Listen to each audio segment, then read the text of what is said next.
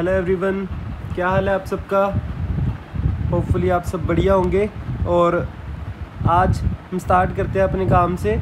अपना आज का काम है जी नंबर थ्योरी के कुछ प्रीवियस ईयर क्वेश्चंस करना, साथ में कुछ इंपॉर्टेंट क्वेश्चंस करना। ठीक है, बीच में मिक्स क्वेश्चंस है, प्रीवियस ईयर भी हैं बीच में, प्री-आरएमओ वाले, एंड बीच में ही कुछ मिलते जुलते और भी क्वेश्चंस हैं। ठीक है जी, तो ये पहला क्वेश्चन स्टार्ट करते हैं हम। और मैं आपको बता दूं कि ऐसी ही हम वीडियोस रेगुलरली डालेंगे, 1 या 2 वीडियोस पर वीक, जिसमें 5-7 क्वेश्चंस, इस वीडियो में 5 है बाय द वे, 5 से 7 क्वेश्चंस हम डिस्कस किया करेंगे। ठीक है, नंबर थ्योरी के। तो आज स्टार्ट करते हैं अपना पहले क्वेश्चन से। पहला क्वेश्चन क्या कह रहा है हमें, एंड मैं आपको बता दूं कि ये आपका प्री-आरएमओ 2019 का क्वेश्चन है। Let n, capital N, be the smallest positive integer such that this whole term is a number all whose digits are equal। सारी की सारी डिजिट्स इक्वल आए, ऐसा नंबर बनना चाहिए। देन वो वाला स्मॉलेस्ट नंबर जो बन जाएगा, फिर उसमें सम ऑफ डिजिट्स निकालना है हमें। ठीक है, तो हम स्टार्ट करते हैं। सबसे पहले तो आपको ये दिख रहा होगा, इसको मैं x मान लेता हूँ, n + 2n + 3n and so on up to 9n जो लिख रखा है। इसमें से मैं n तो कॉमन निकाल सकता हूँ, बचेगा 1 + 2 + 3 and so on up to 9। ये तो AP बन गई। AP की 9 टर्म्स का सम है, या कह लीजिए 1 से लेके n तक का सम कितना होता है, n × n + 1/2। तो ये हो जाएगा 9 × 10/2। तो इतना तो सॉल्व सभी कर लेंगे। ठीक है, उसके बाद थोड़ी सी दिक्कत आएगी, क्योंकि इसके बाद हमें पता नहीं है कि कब सेम बनेगा। तो हम थोड़ा स्टार्ट करते हैं हिट करके, मतलब ऐसे वैल्यूज़ पुट करके देखते हैं कि क्या बन रहा है ये। n की वैल्यूज़ पुट करके, लेट n की वैल्यू 1 पे x की वैल्यू कितनी आएगी, 45। n की वैल्यू 2 पे कितनी आएगी, 90। n की वैल्यू 3 पे कितनी आएगी x की वैल्यू, ये 45 का टेबल चलता रहेगा ऑब्वियसली। x की वैल्यू इस पे आएगी 180। अब देखो, जब भी इवन वैल्यू मैं पुट करूँगा, n की, तब ये लास्ट डिजिट तो 0 आएगा। अब लास्ट डिजिट 0 आएगा, हमें तो ऐसा नंबर निकालना है जिसकी सारी डिजिट्स इक्वल आए। तो वो ऐसा नंबर तो अब बनेगा नहीं ना जिसकी सारी डिजिट 0 हो जाए, क्योंकि लास्ट तो फिक्स हो चुकी है, और सारी 0 बना के तो कोई नंबर बनेगा ही नहीं। ठीक है, नेचुरल नंबर नहीं बनेगा वो। तो n की इवन वैल्यूज़ तो नहीं हो सकती। अब n की ऑड वैल्यूज़ पे देखिए क्या काम चल रहा है। n की ऑड वैल्यूज़ पे लास्ट डिजिट जो आ रहा है हमारे पास, वो 5 आएगा, क्योंकि ऑड नंबर को मैं 5 से मल्टीप्लाई करूँगा, लास्ट डिजिट तो क्या बनेगा, 5 बनेगा। तो हमें ये पता लग गया, this implies n has all the digits equal to 5। हमें ऐसा नंबर निकालना है जिसकी सारी डिजिट्स 5 आए। अब सबसे स्मॉलेस्ट निकालना है हमें। 45n किसके बराबर आएगा, ऐसे 55 तो ये मल्टीपल बनेगा नहीं। अब हमें ये नहीं पता कितनी डिजिट्स आएंगी इसमें, तो मैंने उसको स्मॉल n मान लिया। ठीक है, तो 45n, ये स्टेप काफ़ी इंपॉर्टेंट है। इसके बाद तो काम ख़त्म है हमारा। या तो आप हिट एंड ट्रायल से ऐसे चेक कर सकते हैं। चलिए, मैं इसको ऐसे ना मानते हुए, मुझे x की सबसे स्मॉलेस्ट वैल्यू निकालनी है सच दैट उसमें सारी डिजिट्स इक्वल आ जाएं। अब मुझे पता है वो डिजिट क्या आनी है, 5। तो या तो x 5 बन सकता है, या तो x 55 बन सकता है, या तो x 555 बन सकता है, लेकिन वो 45 का मल्टीपल भी होना चाहिए।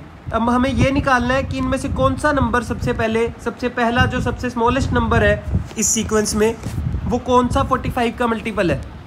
ठीक है, तो या तो आप ऐसे करें, 45n = 5 रख के n की वैल्यू निकालना स्टार्ट करें। किस केस में वो नेचुरल नंबर बनेगा, वो हमारा आंसर हो गया। ठीक है, वो चेक करना थोड़ा सा ऐसे मुश्किल हो जाएगा, क्योंकि पहले 2 केसेस में तो नहीं आया। अब इसीलिए हम इसको ऐसे किए बिना, ये समझने के लिए बेटर रहता है काम, इसलिए हम इसको ऐसे मान लेते हैं कि 555 उसमें कितनी टाइम्स है, n टाइम्स। हमें n की स्मॉलेस्ट वैल्यू बतानी है। तो यहाँ से 9n, 5 तो कैंसिल हो गया, 111 कितनी टाइम्स आ गया, n टाइम्स। तो n की वैल्यू आ गई 111/9, ये n टाइम्स वाला है। अब देखिए ये 1 1 1 and so on up to 1 9 से डिविजिबल होना चाहिए। 9 से डिविजिबिलिटी रूल क्या होता है कि sum of digits must be divisible by 9। अब हमें स्मॉलेस्ट भी चाहिए तो सम ऑफ डिजिट्स ऊपर कितना बनेगा, n बनेगा, स्मॉल n बनेगा ना, क्योंकि 1 + 1 and so on up to 1 n times add करना है। तो ऊपर वाला सम ऑफ डिजिट्स n बन गया, तो this implies n is divisible by 9। n की मिनिमम वैल्यू के लिए स्मॉल n कितना हो गया, 9 के बराबर ही लेना पड़ेगा। तो this implies small n capital N की वैल्यू कितनी आ जाएगी, 1 1 1 and so on up to n times upon 9। इसको डिवाइड करेंगे तो हमारे पास फटाफट से आ जाएगा, आप करके देख सकते हैं। 1 2 3 4 5 6 7 एंड 9 आएगा लास्ट में। तो इसको डिवाइड कर दिया तो हमारे पास ये कैपिटल N की ऐसी वैल्यू मिल गई जिसकी सारी डिजिट्स इस नंबर की बराबर भी आए और वो स्मॉलेस्ट भी हो। कैपिटल N की ऐसी स्मॉलेस्ट वैल्यू जिसके लिए पूरा नंबर सेम डिजिट्स बन रहा हो। तो हमें क्या निकालना था, लेकिन what is the sum of that value of n। तो इस वैल्यू का सम ऑफ डिजिट्स निकाल लीजिए। 9 1 10, फिर 10 और 1 पेयर बना, 2 पेयर बने 3, 3 गुना 9 27 + 10 37। तो यहाँ पे आंसर आ जाएगा 37। ठीक है जी, ये अपना पहले क्वेश्चन का आंसर हो गया। तो इस तरीके से इसको अप्रोच करना था। अप्रोच ज़्यादा मैटर करता है, आंसर तो आप निकाल ही लेंगे ऐसे डिवाइड वगैरह करके। ठीक है जी, आगे बढ़ते हैं सेकंड क्वेश्चन की तरफ। लेट ABC के ऊपर ये बार लगाया हुआ है, मतलब ये ABC मल्टीप्लाई वाला नहीं दे रहा वो, कहने का मतलब साथ में उसने बता भी दिया कि बी अ 3 डिजिट नंबर। ठीक है, be a 3 digit number ABC is nothing but 100A + 10B + C। इसका मतलब ये होता है अगर बार लगाया हो विद नॉन ज़ीरो डिजिट्स, इनमें से कोई भी ज़ीरो के बराबर नहीं है, such that A² + B² is equals to C²। ठीक है, then what is the largest possible prime factor of ABC। मतलब ABC ऐसे कौन कौन से बन सकते हैं, हम वो नंबर सारे अगर जनरेट कर लें कुछ ही बनेंगे, क्योंकि इसमें ये वाली प्रॉपर्टी फॉलो करवानी है हमने। और ये हमें सीधा सीधा दिख रहा है। एक तो नंबर कौन से होते हैं 3 4 5, जिसमें इक्वल टू C² वाला, तो 3 4 5 वाला 5 ही रहेगा, या A की जगह मैं 4 रख लूँ, B की जगह 3, C की जगह 5, तो भी काम चल जाएगा। और आपको एक काम की चीज़ भी बता दूँ मैं आपको साथ में कि पाइथागोरियन ट्रिपलेट में A या B में से एक ना एक तो कम से कम 3 का मल्टीपल होना ज़रूरी होता है। A या B में से कोई ना कोई एक तो 3 का मल्टीपल होना ज़रूरी होता है, वरना क्या होगा, मान लो ये 3 का मल्टीपल नहीं है A या B में से कोई भी, तो A² कितना रिमाइंडर देगा 3 से डिवाइड करने पे 1, B² भी 1 रिमाइंडर देगा, तो लेफ़्ट साइड कितना बन जाएगा 2 वाला। लेफ़्ट साइड का रिमाइंडर कितना बन गया 2 वाला। लेकिन वो तो परफेक्ट स्क्वायर होता ही नहीं है ना, जो 3 से डिवाइड करने पे 2 रिमाइंडर दे दे। तो इसका मतलब एटलीस्ट 1 ऑफ A और B इज़ डिविजिबल बाय 3।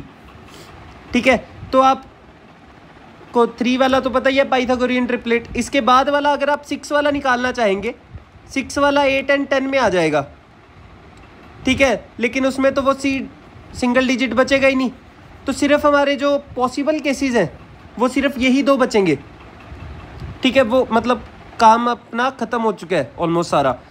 तो हमारे पास नंबर क्या क्या बने, या तो 345 या तो 435, जो इस रिक्वायर्ड कंडीशन को सेटिस्फाई कर रहे हैं। अब 345 को डिवाइड कर लीजिए 5 से, प्राइम फैक्टर बताना है हाईएस्ट वाला, इन दोनों में से जो हाईएस्ट आएगा वो अपना आंसर है। तो 5 से डिवाइड किया तो अपना ये आया 6 एंड उसके बाद आया 9, तो ये बना 5 × 3 × 23। लास्ट वाला क्या बनेगा 5 × ये बनेगा 8 एंड बनेगा 7, तो ये बनेगा 5 × 3, ये 3 से डिवाइड हो जाएगा। तो हाईएस्ट प्राइम फैक्टर कौन सा बना इनमें से सभी में से, ये 29 वाला। This implies the required answer is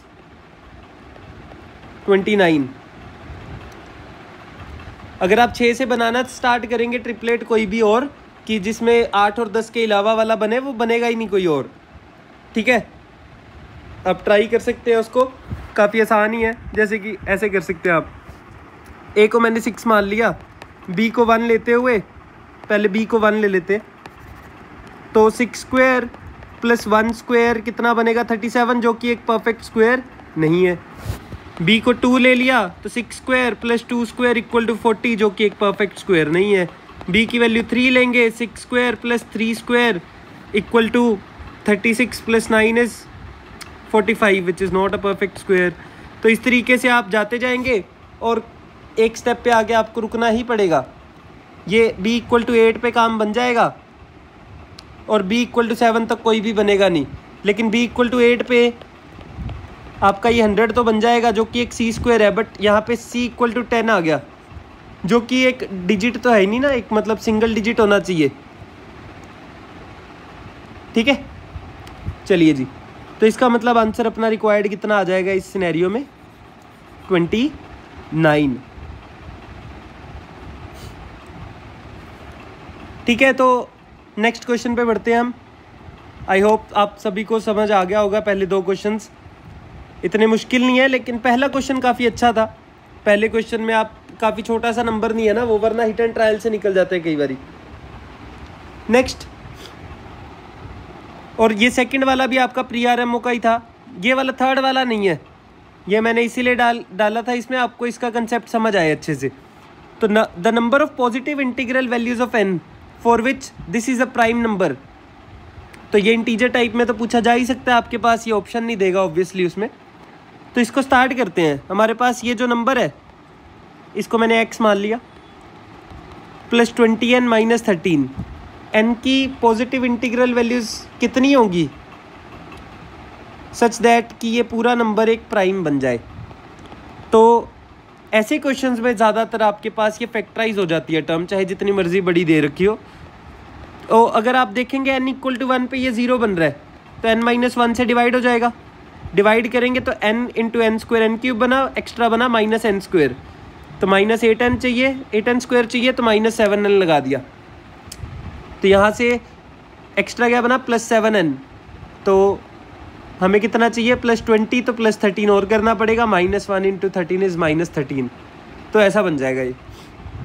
अब ये term x is a prime किस किस केस के लिए बन सकता है, जब n माइनस 1 इक्वल टू 1 हो एंड दूसरी term n square minus 7n plus 13 is a prime, ऐसा बने। या ऐसा केस हो सकता है n square minus 7n plus 13 1 बने, क्योंकि एक तो 1 होना ही पड़ेगा ना, एंड दूसरा उस n की वैल्यू के लिए प्राइम बन जाए। ठीक है, और कोई केस बन सकता है, और कोई केस बन सकता है जी। और ऐसा सोच सकते हैं आपकी पहली टर्म अगर -1 बन गई एंड दूसरी टर्म नेगेटिव ऑफ प्राइम बन गई, तो भी इनका प्रोडक्ट प्राइम ही बनेगा। या चौथा केस ये हो सकता है कि n square minus 7n plus 13 एक नेगेटिव 1 बन जाए एंड उसी n के लिए n माइनस 1 नेगेटिव प्राइम आ जाए, तो भी काम चल सकता है। ठीक है, अब ये वाला केस तो बन ही नहीं सकते ये दोनों, लेकिन क्योंकि n आपको पॉजिटिव इंटीजर दिया हुआ है, n की मिनिमम वैल्यू 1 होगी, तो n माइनस 1 तो 0 से स्टार्ट होगा, तो ये नेगेटिव 1 तो बन ही नहीं सकता। तो ये वाला केस हट गया, और नेगेटिव प्राइम भी नहीं हो सकता, तो ये केस भी हट गया। हमें 2 ही केस सॉल्व करने हैं। अब दोनों केस सॉल्व करते हैं एक एक करके। पहले ये फालतू वाला काम हटा देते हैं। ऐसा सोच सकते हैं आप, मतलब ऐसे भी केस बन सकते हैं, लेकिन n is a positive integer, तो वो वाला काम इसने पहले ही हटा दिया। इसको साइड में कर लेते हैं। ठीक है जी, तो स्टार्ट करते हैं केस नंबर 1 से। Case number 1, n minus 1 equal to 1 बन जाए, मतलब n की वैल्यू क्या आ गई 2, बस n की वैल्यू 2 पुट कीजिए। This implies n square minus 7n plus 13, अगर ये प्राइम आ गया तो n की वैल्यू 2 अपना रिक्वायर्ड आंसर में काउंट होगा, is equals to 4 minus 14 plus 13 which is 4 minus 1 is 3, which is a prime. तो n इक्वल टू 2 अपना रिक्वायर्ड आंसर है। n इक्वल टू 2 को काउंट करेंगे हम, नंबर ऑफ वैल्यूज़ बतानी है हमने। तो दूसरा case n square minus 7n plus 13 अपने पास 1 आ गया, तो यहाँ से n square minus 7n plus 12 equal to 0 बना। यहाँ से n की वैल्यूज़ आ जाएंगी फटाफट से। नहीं, ये तो मैंने गलत किया है, इसको ठीक कर देता हूँ मैं फटाफट से। n minus 4 into n minus 3 में ये फैक्टराइज हो जाएगा, तो n की वैल्यू 3 या 4। अब n की वैल्यू 3 पे n माइनस 1 कितना बनेगा 2, विच इज़ अ प्राइम, तो ये भी ठीक है। n इक्वल टू 4 पे n माइनस 1 कितना बनेगा, n माइनस 1 प्राइम बनना चाहिए दूसरे केस में, बस ये भी प्राइम है। अगर ये प्राइम ना बनता तो इस 4 को रिजेक्ट कर देते, बस काउंट ना करते। अभी के लिए प्राइम बन रहा है n माइनस 1 इस केस के लिए भी, तो ये तीन वैल्यूज़ तीनों की तीनों अपना रिक्वायर्ड आंसर है। तो नंबर ऑफ वैल्यूज़ कितनी हो गई, for which x is a prime are 3, मतलब इसका आंसर 3 आएगा अपना। ठीक है, आई होप सबको समझ आ गया होगा। जब भी ऐसा क्वेश्चन आए जिसमें प्राइम कह रहा हो बड़ी सी टर्म को, तो वो फैक्टराइज करके ऐसा केसेस बना के होता है कि या तो पहली टर्म 1 एंड दूसरी प्राइम, या तो दूसरा केस दूसरी टर्म 1 एंड पहली प्राइम। तो इस तरीके से आप आंसर निकाल सकते हैं इन क्वेश्चंस में। ठीक है, हम आगे बढ़ते हैं अगले फोर्थ क्वेश्चन पे अपने। फोर्थ क्वेश्चन क्या कह रहा है, find the number of positive integers less than 100 that can not be, तो इसमें नोट वाला ध्यान दीजिएगा, can not be written as the difference of two integers. तो मैं क्या करता हूँ, वो इंटीजर्स निकाल लेता हूँ जो दो के डिफरेंस में लिखे जा सकते हैं। फिर ये टोटल पॉजिटिव इंटीजर्स 101 से लेस कितने हैं, 100 है, उनमें से माइनस कर दूंगा नंबर ऑफ इंटीजर्स, इंटीजर्स की स्पेलिंग ठीक कर देते, integers which can be written as difference of two squares.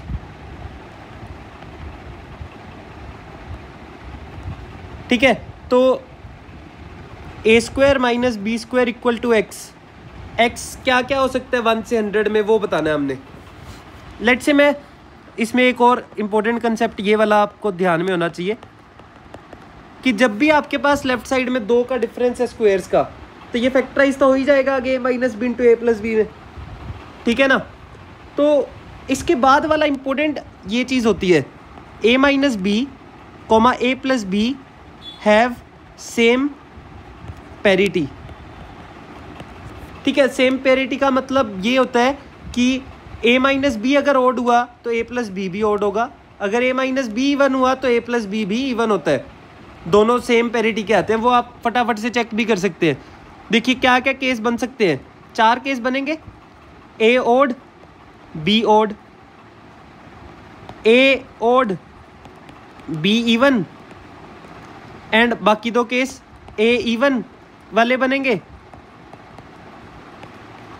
ये काफ़ी इंपॉर्टेंट प्रॉपर्टी है ये वाली, इसी से अपना काम खत्म होगा इस क्वेश्चन का।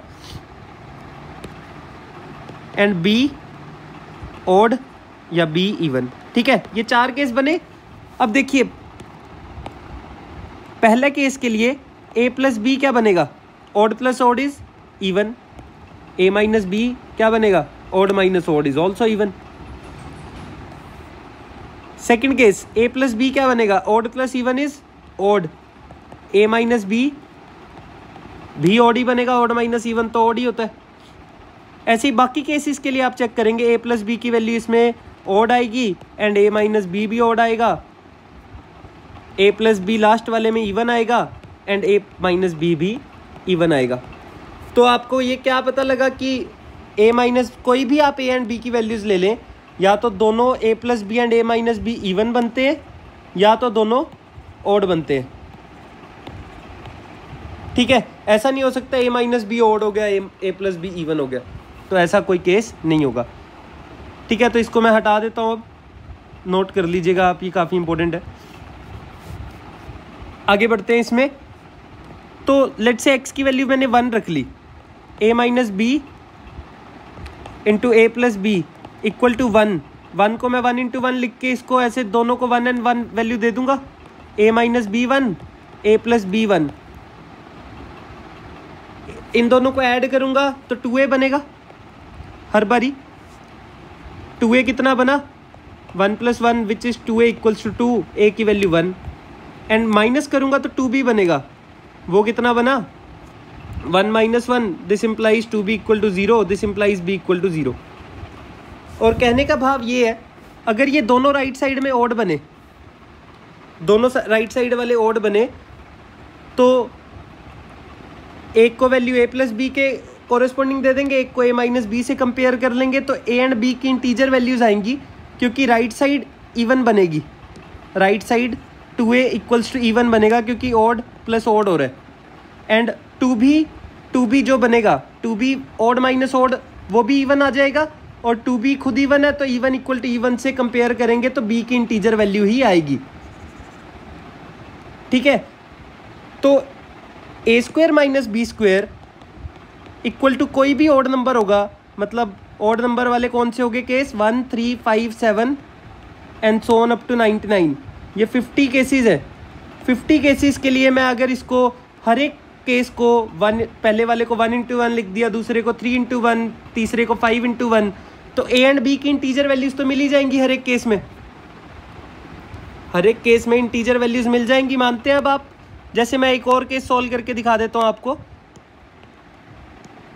a minus b into a plus b equal to 7 वाला। लेट से 7 को 7 इंटू 1 लिख दिया, बड़े वाले को मैं a प्लस बी से कंपेयर कर लेता हूँ, छोटे वाले को a माइनस बी से।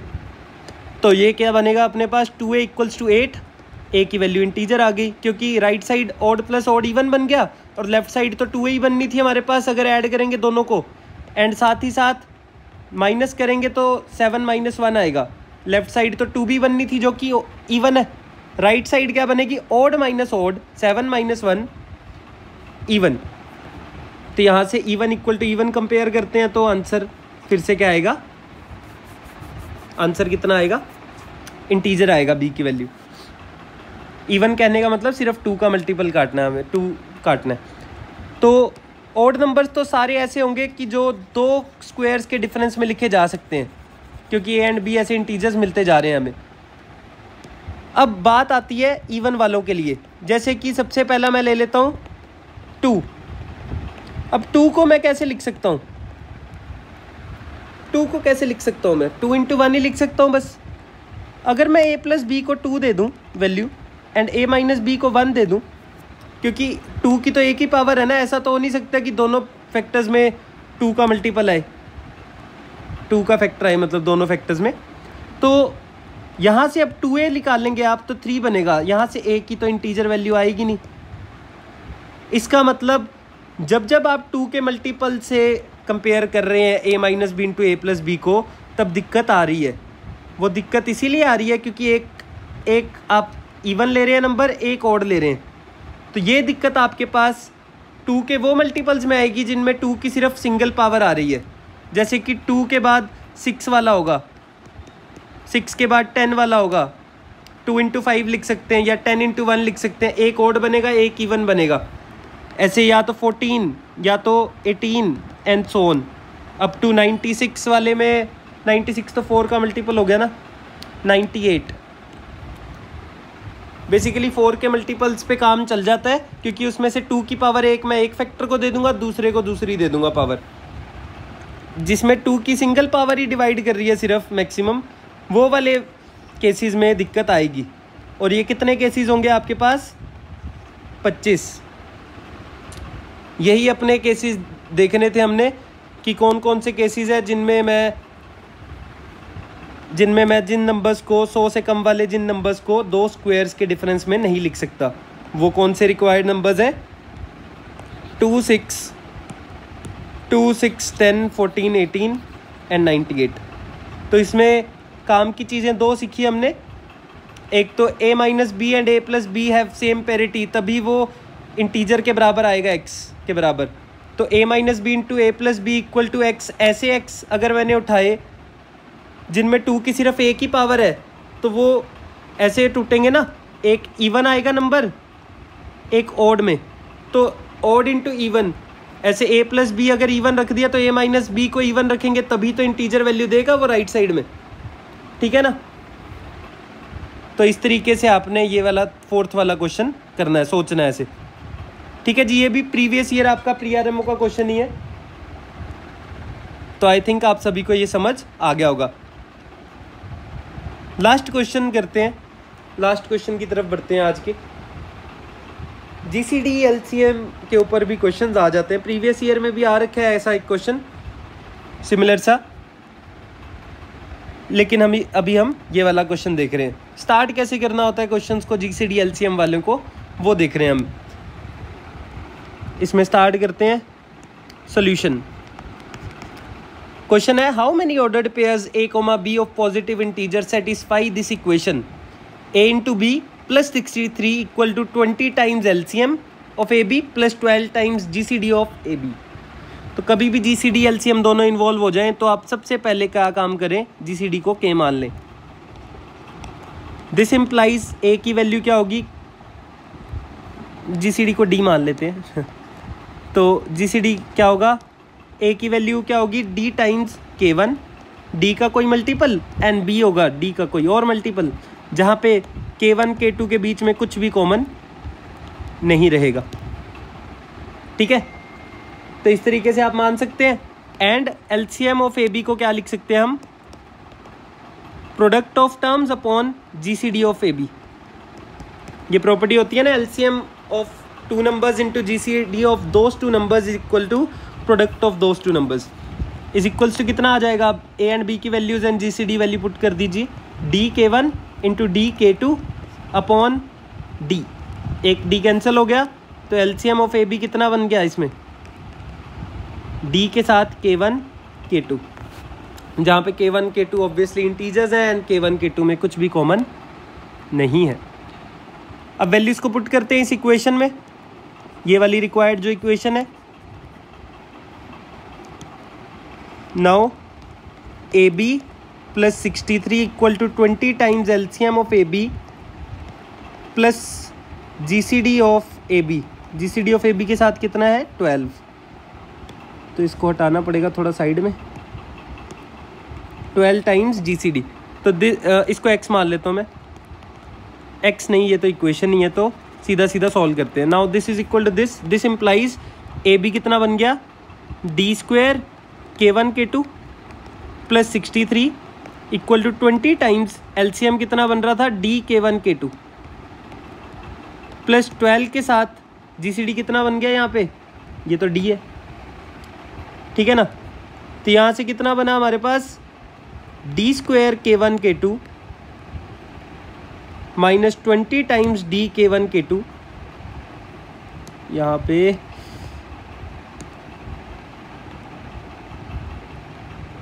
Minus 12d plus 63 equal to 0, ऐसा कुछ बन जाएगा। अब इन दोनों में से तो डी k1 k2 कॉमन आ रहा है, डी k1 k2 कॉमन आ रहा है, तो ये क्या बनेगा d माइनस 20, और सेकंड वाले को भी मैं माइनस 12d वाले को d माइनस 20 बनाना चाहता हूँ, तो यहाँ पे क्या ऐड करना पड़ेगा, माइनस 12 कॉमन लेने पे 20 बचे तो वो आएगा 240 ऐड सब्ट्रैक्ट कर दिया मैंने। फैक्टराइज करने की ट्राई कर रहा हूँ मैं, आपको पता लग जाएगा इसके नेक्स्ट स्टेप में। D k1 k2 into d minus 20 बन गया हमारे पास, माइनस में 12 कॉमन, यहाँ पे d माइनस 20 इज इक्वल्स टू 240 माइनस 63, यहाँ तक हो गया। दिस इम्प्लाइज d के साथ k1 k2 minus 12 into d minus 20 is equals to 240 minus 60 आ जाएगा 180, ये 177 बन गया। ठीक है, यहाँ तक ठीक है, बढ़िया। तो ये अपने पास रिक्वायर्ड आंसर आ गए, ये मतलब इक्वेशन बन गई।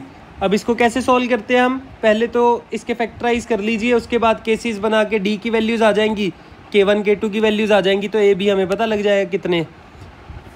अब इनमें केसेस क्या बनेंगे, पहले तो इसको फैक्टराइज करते हैं। तो इसका फैक्टर क्या बन रहा है, 7 7 14 1 15, 3 से तो डिवाइड हो ही जाएगा ये। डी के साथ k1 k2 -12 into D - 20 equal to 3 के साथ ये कितना बनेगा 5 एंड 2 7 इज़ 9, 59 तो प्राइम होता है। तो ये केस बनेंगे हमारे पास। तो क्या क्या केस बने, D - 20 की जगह 1 आ जाए एंड साथ में DK1 K2 -12 की वैल्यू 3 इंटू 59 हो जाए। ये पहला केस। दूसरा केस D - 20 की वैल्यू 3 हो जाए, DK1 K2 -12 की वैल्यू 59 हो जाए। D - 20 की वैल्यू 59 हो जाए, DK1 K2 -12 की वैल्यू 3 हो जाए। एंड लास्ट केस होगा D - 20 की वैल्यू कितनी हो जाए अपने पास 3 इंटू 59 एंड DK1 K2 -12 की वैल्यू हो जाए 1। इसके बाद हमें अपने हर एक केस को सॉल्व करके D की वैल्यूज़ निकालनी है एंड उसके कोरेस्पॉन्डिंग K1 K2 की वैल्यूज़ आएंगी। तो A B के हमें पता लग जाए कितने नंबर ऑफ़ सॉल्यूशंस है या नंबर ऑफ़ पेयर्स कितने हैं। तो मैं स्टार्ट करता हूँ पहला केस सॉल्व करने से। पहला केस देखिए क्या है। इसके अलावा भी 2 केस बचे हुए हैं, वैसे 4 केसेस लिख दिया मैंने, 4 केस और हैं, उनमें से 2 हट भी जाएंगे, वो हम डिस्कस करते हैं इसके बाद। पहला केस देखिए, D की वैल्यू आ जाएगी 21, D की वैल्यू 21 पुट की इस वाली में तो बनेगा 21 K1 K2 -12 equals to 3 into 59। तो ये 3 कट जाएगा तो ये बनेगा 7 K1 K2 इक्वल्स टू 59 + 4, ये 63 आ गया। तो K1 K2 की वैल्यू यहाँ पे आ गई 9। यहाँ से K1 K2 कितने पेयर्स बनेंगे, K1 K2 कितने पेयर्स बनेंगे देखिए, K1 की वैल्यू 1, K2 की वैल्यू 9, K1 की वैल्यू 3, K2 की वैल्यू 3 या 9, 1। तो ये 3 वैल्यूज़ दे रहे हैं। बाद में देखते हैं A B की क्या वैल्यूज़ हैं। बाकी केसेस सॉल्व कर लेते हैं फटाफट से। D की वैल्यू 23, तो ये आएगा 23 K1 K2 equals to 59 + 12 is 71। तो यहाँ से K1 K2 की वैल्यू 71/23 बनी। ये तो इंटीजर ही नहीं है, दिस इम्प्लाइज नो सोल्यूशन। ये वाले केस से कोई सोल्यूशन नहीं आएगा। नेक्स्ट वाला 79 बना, 79 K1 K2 इक्वल्स टू 15। तो ये तो राइट साइड छोटी होगी है लेफ़्ट से, तो काम ख़त्म, नो सोल्यूशन। एंड ये वाला केस के लिए भी नो सोल्यूशन बन जाएगा सेम तरीके से जैसे थर्ड वाले में कहा है हमने। इसके अलावा केस कौन से बनेंगे, इसके अलावा वही केस बनेंगे जिनमें मैं इनमें नेगेटिव ले लूँ। लेट से D - 20 की वैल्यू ब्लैक से लिख देते हैं इसको।